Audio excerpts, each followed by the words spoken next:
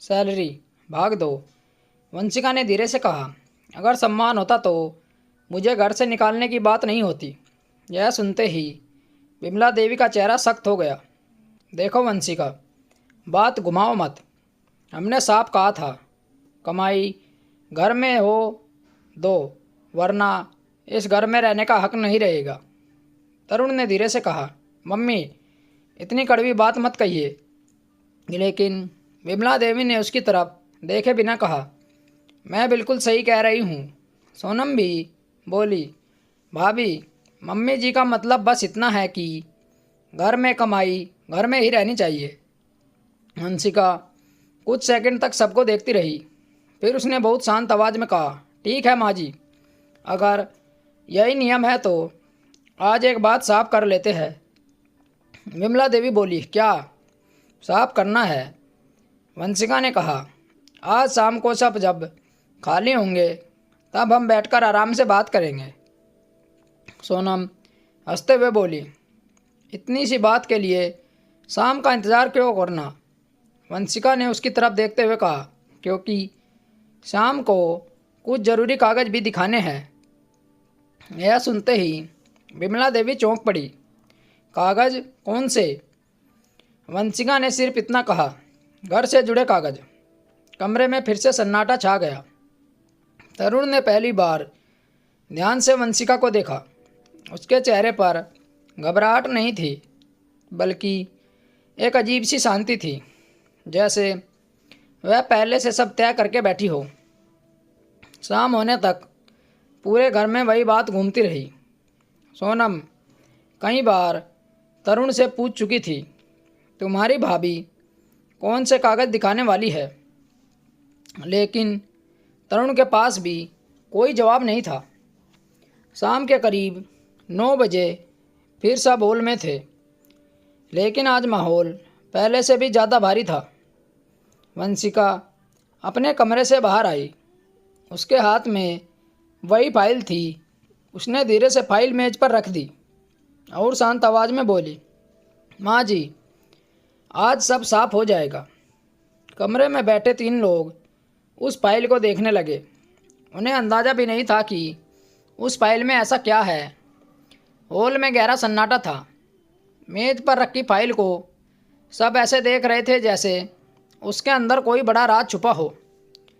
विमला देवी ने अधीर होकर कहा, वंशिका, आखिर इन कागजों में ऐसा क्या है जो इतना नाटक कर रही हो?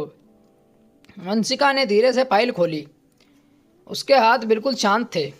माँ जी, नाटक मैं नहीं कर रही, बस आज सच सामने रख रही हूँ। सोनम ने ताना मारते हुए कहा, भाभी, सीधा सीधा बोलिए ना, इतना सस्पेंस क्यों बना रही है? वंशिका ने फाइल से एक कागज़ निकाला और मेज पर रख दिया। पहले इसे पढ़ लीजिए। विमला देवी ने कागज़ उठाया। शुरुआत में उसके चेहरे पर वही शक्ति थी, लेकिन जैसे जैसे उनकी नज़रें नीचे जाती गई, उनका चेहरा बदलने लगा। तरुण बेचैन होकर बोला, क्या है मम्मी? विमला देवी ने बिना कुछ कहे कहा। कागज़ उसकी तरफ बढ़ा दिया। तरुण ने कागज़ पढ़ा और कुछ सेकंड तक बिल्कुल चुप रह गया। सोनम ने झुंझलाकर कहा, कोई बताएगा कि इसमें क्या लिखा है? तभी वंशिका ने पहली बार साफ और मजबूत आवाज़ में कहा, इसमें लिखा है, यह घर अब मेरे नाम पर है। जैसे ही यह शब्द कमरे में गूंजे, सबके चेहरे बदल गए। क्या? सोनम लगभग चिल्ला पड़ी। विमला देवी गुस्से में बोली, यह सब झूठ है, बिल्कुल झूठ। यह घर हमारे परिवार का है। वंशिका ने शांत आवाज़ में कहा, हाँ माँ जी, लेकिन अब नहीं है। तरुण ने कागज़ को फिर से देखा। भाभी, यह कैसे हो सकता है?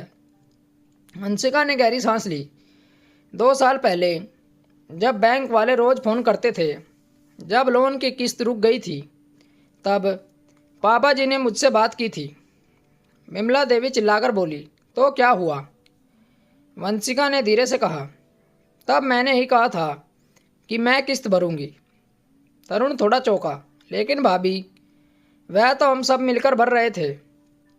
वंशिका हल्की मुस्कान के साथ बोली, अगर सब मिलकर भर रहे थे तो बैंक की रसीदों में सिर्फ मेरा नाम क्यों है? यह सुनकर तरुण चुप हो गया। वंशिका ने फाइल से कुछ और कागज़ निकाले और मेज पर रख दिए। यह पिछले 2 साल की EMI की रसीदें थी। हर महीने मेरी सैलरी से गई हैं। कमरे में एक अजीब सा सन्नाटा फैल गया। सोनम ने फिर से कहा, तो इससे क्या फ़र्क पड़ता है? घर तो परिवार का ही होता है। वंशिका ने उसकी तरफ देखते हुए कहा, फ़र्क पड़ता है सोनम, क्योंकि उस समय पापा जी ने यह घर मेरे नाम ट्रांसफ़र कर दिया था। बिमला देवी गुस्से से कांपने लगी। बहुत बड़ी चाल चली है तुमने। हमें ही हमारे घर से निकालने की तैयारी कर ली। वंशिका ने शांत आवाज़ में कहा, मैंने कोई चाल नहीं चली माँ जी, बस घर बचाया था। कुछ सेकंड तक कोई कुछ नहीं बोला। फिर बिमला देवी अचानक बोली, ठीक है, अगर घर तुम्हारा है तो हमें निकाल दो, यही चाहती हो ना? वंशिका ने उनकी तरफ देखा। उसकी आंखों में अब डर नहीं था, लेकिन दर्द ज़रूर था। माँ जी, निकालना मेरा मकसद कभी नहीं था। वह कुछ सेकंड रुकी, फिर धीरे लेकिन साफ आवाज़ में बोली, लेकिन अपना अपना कहना अब बंद होगा। मैं अब अपमान नहीं सहूँगी। कमरे का माहौल पहले से भी ज़्यादा भारी हो गया। तरुण बेचैन होकर खड़ा हो गया। उसे पहली बार समझ आ रहा था कि बात अब बहुत आगे निकल चुकी है, लेकिन असली फैसला अभी बाकी था, और वह फैसला वंशिका ही लेने वाली थी। हॉल में कुछ देर तक कोई आवाज़ नहीं आई। मेज पर रखे कागज़ जैसे पूरे घर की सच्चाई खोल कर रख चुके थे। बिमला देवी गुस्से में खड़ी हो गई। बहुत बड़ा खेल खेला है तुमने वंशिका, हमें ही हमारे घर से पराया कर दिया। वंशिका ने शांत आवाज़ में कहा, मैंने किसी को पराया नहीं किया माँ जी, बस सच सामने रख दिया। सोनम तिलमिलाकर बोली, भाभी, घर अपने नाम कर लेने से कोई बड़ा नहीं बन जाता। वंशिका ने उसकी तरफ देखकर कहा, बड़ा सुनने की कोशिश मैंने कभी की नहीं की, लेकिन छोटा बनकर रहना भी अब बंद होगा। तरुण ने धीरे से कहा, भाभी, बात को इतना मत बढ़ाइए। घर में झगड़ा ठीक नहीं है। वंशिका ने उनकी तरफ देखा, झगड़ा मैंने नहीं शुरू किया। तरुण, कल रात मुझे घर से निकालने की बात किसने कही थी? तरुण के पास कोई जवाब नहीं था। बिमला देवी गुस्से में बोली, तो अब क्या चाहती हो तुम? वंशिका कुछ पल चुप रही, फिर बहुत ही शांत आवाज़ में बोली, फैसला बहुत सीधा है माँ जी, इस घर में सब रहेंगे, लेकिन अब कोई मेरी सैलरी पर हक नहीं जताएगा। कमरे में फिर से सन्नाटा था। वंशिका ने आगे कहा, और आज के बाद कोई मुझे यह नहीं कहेगा कि इस घर में रहने का हक नहीं है। सोनम ने धीरे से बोली, और अगर कोई कह दे तो? वंशिका ने सीधा जवाब दिया, तो फिर उसे ही दूसरा घर ढूंढना पड़ेगा। यह सुनते ही बिमला देवी चुप हो गई।